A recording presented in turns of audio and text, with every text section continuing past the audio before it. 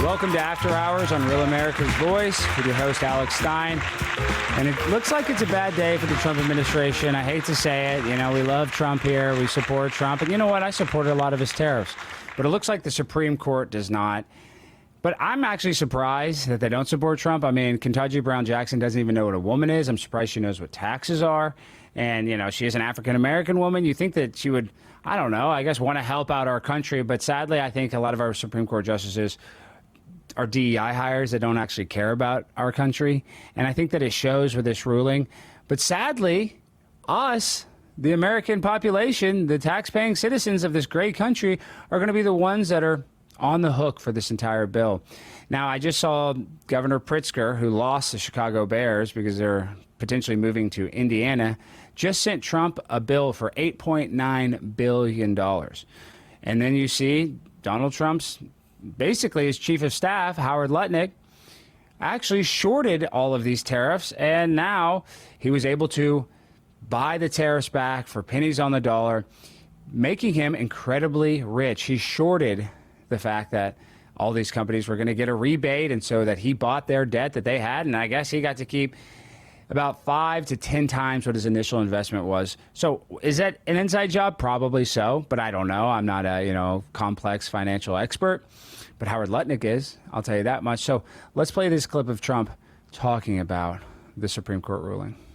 The Supreme Court's ruling on tariffs is deeply disappointing, and I'm ashamed of certain members of the court, absolutely ashamed, for not having the courage to do what's right for our country. I'd like to thank and congratulate Justices Thomas, Alito, and Kavanaugh for their strength and wisdom and love of our country, which is right now very proud of those justices. It seems like Justice Alito and Kavanaugh are the only ones that actually have a brain on the Supreme Court, which is a real travesty because these people are very influential when it comes to American policy. And now Donald Trump is kind of up a creek without a paddle, but he is eyeing a plan to fix all of this. Now I want to play that clip, then I'll give you my opinion. But other alternatives will now be used to replace the ones that the court incorrectly rejected. We have alternatives, great alternatives. Could be more money. We'll take in more money, and we'll be a lot stronger for it. We're taking in hundreds of billions of dollars. We'll continue to do so. Now, that's incredibly vague. I'd like to know what alternatives we're going to do to, I guess, get all the money that we're potentially going to lose. But when it comes to geopolitical trade and doing business with these foreign countries, it's always America that gets the short end of the stick. And we finally had a president in Donald Trump that actually wanted to level the playing field, make it so American businesses and American citizens can prosper without constantly being under, financial gridlock from Canada, China, all of these foreign adversaries. Well, I guess Canada's not an adversary, but my point is, this was a good thing for our country. And now these taxes, we're not going to be able to get this money. It's going to cause us a bunch of problems. But for me, I think the real smoking gun in all of this is, what is the connection of Howard Lutnick to the fact that the Supreme Court just ruled the tariffs down? Did he have inside information? Did he know that this was a boondoggle from the start and that these were never going to be accepted? Maybe. I don't know. I'm just speculating that. But I really would like to get some answers from Howard Lutnick. And he's just sitting there laughing while Donald Trump is sweating bullets because Donald Trump has to be the fall guy. And that's the problem, is that I think Donald Trump is a great guy. But sometimes I think he gets bad advice from people that he thinks has their best interests when they really don't. And there's a saying, just because they're with you doesn't mean they're for you. And I think that's the problem that's happening right now, is a lot of the people in Trump's cabinet, they're all with him, but I don't know if 100% of them are for them. I think a lot of them are for themselves. And that's why they're getting rich, why Donald Trump has to get all the hard questions, has to take all the heat, why they just get to sit back and collect billions of dollars. Not millions, but billions of dollars. So I'm looking at you, Howard Lutnick. Well, we got some questions. You need to give us some answers. And do not let Donald Trump be your scapegoat on this entire situation because people benefited from this, but it wasn't Donald Trump and it wasn't the American people. So we need to hold the people that benefited from this accountable to find out if there was some nefarious business going on. All right, guys, so it's going so viral right now. Tucker Carlson flew to Israel to interview the U.S. ambassador to Israel, Mike Huckabee. Now, the clips are going wild. There's a lot of people that think it was great for Tucker. A lot of people think it was great for Huckabee. And if I'm just calling balls and strikes, I thought Huckabee handled himself very well. He gave a lot of political non-answers. That would be a big critique that I had. But he was pretty smooth. He is a professional operator. He knows what he's doing when he's getting grilled with hard questions. But I also, I'm Team Tucker. He's my biological stepfather. So I really appreciate Tucker really kind of putting the screws to him. So I think that they both did well. I'm not going to be one of these people that it's like a football team. Oh, it's a Cowboys versus Redskins, because that's what we do is we go Macho Man Randy Savage versus Hulk Hogan. We like to pick a side and stay on that side. Not me. I'm just an umpire. I'm the umpire. I'm not a fan. I'm just trying to call balls and strikes. But one of the answers that Mike Huckabee gave, to me, seems incredibly insensitive. Now, in this answer, Mike Huckabee says that he is not sad that a 14-year-old Hamas kid, got blown up by Israel. Now, that's my one big critique. I like Israel. I'm not anti-Israel. But the IDF is arguably one of the best militaries in the world. They're very strategic when it comes to their attacks, unless you're talking about the Gaza Strip. It seems like they've just totally leveled the entire city. And now you have people like Mike Huckabee saying that when they have to build it all back up, that it shouldn't cost Israel any money, that we should be the ones that foot the bill for the reconstruction of the entire Gaza Strip. And you have Donald Trump saying he's going to build hotels there. So maybe we're going to have a Margaritaville, on the Gaza Strip. That sounds like it could be fun. But that's neither here nor there.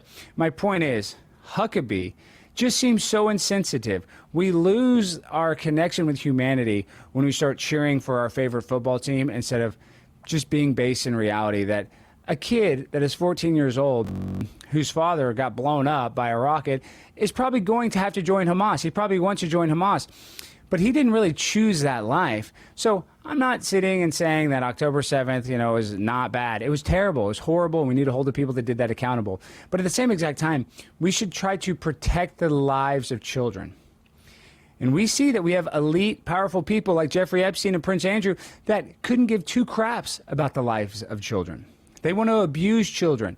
So with everything that's going on in the Epstein leaks and seeing Mike Huckabee's answer to this question, it just gives me a really sick feeling in my stomach. Let's play the clip. I wish that none of those people in Gaza had been killed after October 8th. Well, I say not none of them. I'm glad Mohammed Sinwar was killed. I'm glad that some of those warriors, the people who masterminded and carried out the atrocities on October 7th. 14-year-old Hamas operatives, how do you feel about their deaths? If they participated in that, then God help them. I'm telling you, what does Tucker, that mean, God help I don't know that they were 14 years. No, but I'm telling you that when someone commits the acts of atrocity and then they hold hostages, if these were your children being held hostage in Gaza, what would you do to get them out? I wouldn't want to kill 14-year-olds, I'll tell you that. Let me ask you something. Would you do whatever it took to get your kids back if they were being tortured, raped, starved, and beaten? I would not kill children, period. Well, I'm just telling you. And I would never make excuses for killing children either. And I'm not talking about targeting children. I'm talking about... You told me that 14-year-olds deserve to die because they're working for Hamas. I'm telling you... My question is, can you hear yourself? I do hear myself. Now, this was the spiciest portion of the entire interview. And you can tell that Mike Huckabee is doubling down, tripling down on his support of Israel, which I totally understand. He is the U.S. ambassador to Israel. But at the same time, he has to understand that people that are not Israel first are going to look at that and they're going to think that he seems insensitive. They're going to think that he seems very callous. And Mike Huckabee is a Christian, a Judeo-Christian. He loves the Judeo part of it, which is cool. That's fine. I'm not even hating on him for that. But my point is, he's supposed to be a guy that wants to bring peace to this earth. He's supposed to be a guy that's about nonviolence and, not taking the lives of other people. But it seems like in that clip, he really is very callous and doesn't care about the lives of young children if they're even associated with Hamas. So I'm not a Hamas supporter. Every single Hamas terrorist, I could care less if they get blown up. I mean, that's how I honestly feel. But if you're a 14-year-old kid, you're a 12-year-old kid, the majority of the victims in the Gaza Strip right now are under 18 that have died since October 7th. I don't really like that. I think that if you're a kid, you should be protected. The adults in the room should protect the kids. And there's a reason why we don't want kids to get transgender surgeries. There's a reason why we don't let kids get tattoos. There's a reason why we don't let kids drive cars when they're too young. It's because they're not mature enough. They can't make these decisions. So even if a kid joins Hamas, he's making that decision with bad information. So we have to have just a little bit of empathy for these people. And for him to say that in the manner that he said it, it seems like Mike Huckabee has lost his ability to have empathy for anybody that opposes Israel. And I hope I'm wrong. I hope I'm wrong.